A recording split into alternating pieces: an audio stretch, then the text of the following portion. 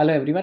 तो आज फिर से बात करते हैं मार्केट के बारे में। आज तो काफ़ी फॉल हुआ है मार्केट में और करेक्शन हुआ है। आज भी ऑलमोस्ट 1000 पॉइंट्स का इंडेक्स ही गिर गया है, सेंसेक्स की बात करूं तो। और स्टॉक्स हर जगह गिर ही रहे हैं, कंटिन्यूस फॉल हो रहा है। तो ऐसे टाइम पर मैं ये बताना चाहूँगा कि लोग क्या करते हैं जब इन्वेस्ट करने जाते हैं। तो एक तो वो एवरेजिंग कर लेते हैं स्टॉक्स में। अगर कोई स्टॉक 60%, 70%, 80% गिर जाता है तो वो उसमें और पैसा डाल देते हैं, जो फ्रेश मनी होता है। ये सोचकर कि अगर वो 80% गिरा है स्टॉक और फिर जब वो रिकवर होगा तो वो बहुत सारा पैसा वापस बना लेंगे।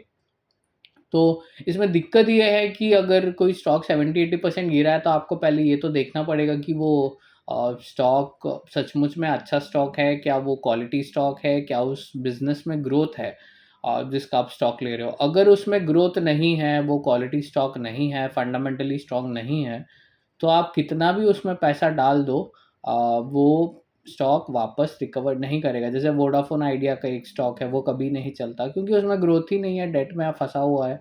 तो ऐसे बिजनेस में अगर कोई इन्वेस्ट करता है तो he is only hoping that stock कैसे भी वापस आ जाएगा। तो लोगों को जब लॉस हो जाता है किसी बुरे स्टॉक में, तो एक तो वो बड़े इमोशनल होते हैं, they attach to the stock, और फिर वो और बड़ी गलती कर देते हैं उसमें नया पैसा लगाकर। तो जो लगाया था वो तो डूब ही गया, और उसके बाद जो नया फ्रेश पैसा लगाओगे वो भी डूब जाएगा। तो ऐसा नहीं करना है। तो ये जो माइंडसेट है कि हम सस्ता खरीदेंगे, सस्ता स्टॉक हो गया है, 52 वीक का लो जो स्टॉक है वो हम खरीदेंगे। तो लोग तो कभी कभी स्क्रीनर भी रन करते हैं कि 52 वीक लो स्टॉक्स, और ये सोचकर कि अभी 52 वीक लो पे गया है तो फिर वो हाई पे चला ही जाएगा। ऐसे नहीं होता। आपको एक तो 52 वीक लो जो है वो आपको पता ही नहीं है, तो पता ही नहीं कि और कितना गिर सकता है। दूसरा, अगर आप ऐसे ब्लाइंडली स्टॉक्स को बाय करोगे तो obviously you will and up in severe losses. और बहुत बार तो बहुत सारे स्टॉक्स रिकवर ही नहीं करते। जब ऐसा बेयर मार्केट आ जाता है तो they do not recover, stocks do not recover. तो ऐसे बहुत बार होता है और फिर परमानेंट लॉस हो जाता है लोगों को। That is why investing in stocks is risky. अगर आपको पता नहीं कि आप क्या खरीद रहे हो, आप कौन सा बिजनेस ले रहे हो, वो बिजनेस क्या करता है, उसकी ग्रोथ क्या है, और आपको पता नहीं है उसके बारे में, कुछ आइडिया नहीं है, आपने कोई स्टॉक टिप दे दिया आपको किसी ने, आपके किसी फ्रेंड ने बोल दिया इसीलिए आपने ले लिया, तो फिर तो आप पैसा बिल्कुल नहीं बनाओगे और जो कुछ लगाया है वो भी आप गवा दोगे। तो यही करना है कि एवरेजिंग जब आप करते हो तो ऑफ कोर्स एवरेज आप कर सकते हो अगर आपको पता है कि बिजनेस कैसा है, स्टॉक कैसा है। लेकिन जस्ट बाइंग अ स्टॉक क्योंकि वो सस्ता हो गया है, ये एक बहुत गलत माइंडसेट है। It is a cheap mindset. आप अगर ऐसा करोगे स्टॉक मार्केट में तो you will be paying a heavy price. तो जनरली ग्रोथ का स्टॉक एक्सपेंसिव होता है, उसका पी हाई होगा। ऑफ कोर्स ग्रोथ वाले स्टॉक्स भी गिरे हैं, लेकिन फिर भी जिनके पास भी ग्रोथ है वो अभी भी एक्सपेंसिव है। ऐसे नहीं कि वो 50-60% गिरे हैं। हो सकता है कि 15-20-25% का करेक्शन है। तो ऐसे करना, स्टॉक को स्टडी करना। ऑफ कोर्स अच्छा मार्केट है और वैल्यूएशन बहुत अट्रैक्टिव हो रही है। I think fall can be even more brutal अगर ऐसा ही चलता रहा तो। लेकिन आपको ऐड करते जाना है, लेकिन बिजनेस कौन सा है वो देखना है।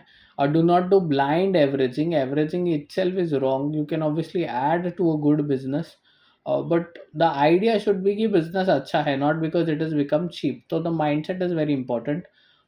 यही करना है और पैसा तो बनता है।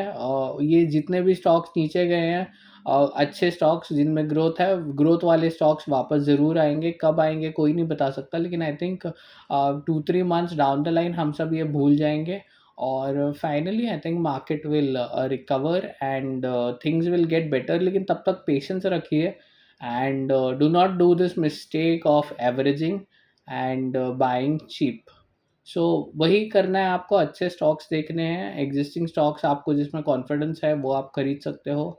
आई थिंक ये ज़रूरी था वैल्यूएशंस को करेक्ट होने के लिए। And like I always say, ये अगर नहीं होता ऐसा करेक्शन तो अगला बुल रन भी नहीं होगा हमारे लिए।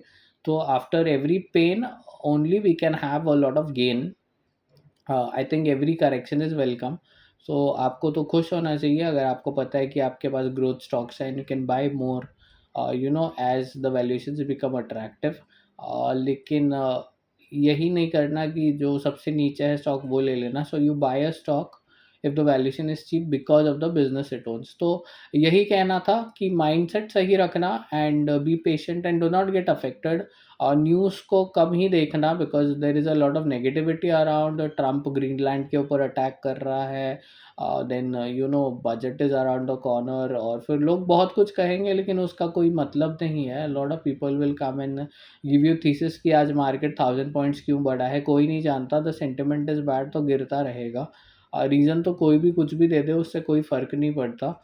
Do not put too much of your head around this, ज़्यादा दिमाग नहीं लगाना आपको। Keep it simple, keep buying good stocks and wait patiently and definitely will make a lot of money. So ज़्यादा कॉम्प्लिकेट नहीं करना, keep it simple and keep investing and have faith in the Indian stock market. Thank you.